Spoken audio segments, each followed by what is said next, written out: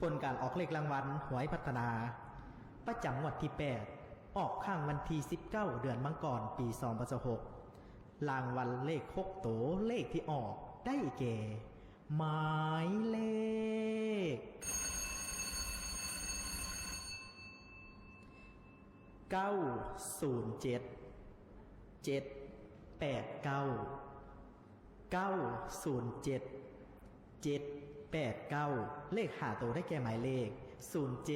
789 07 789เลข4ตัวได้แก่หมายเลข7789 7789เลข3ตัวได้แก่หมายเลข789 789เลข2ตัวได้แก่หมายเลข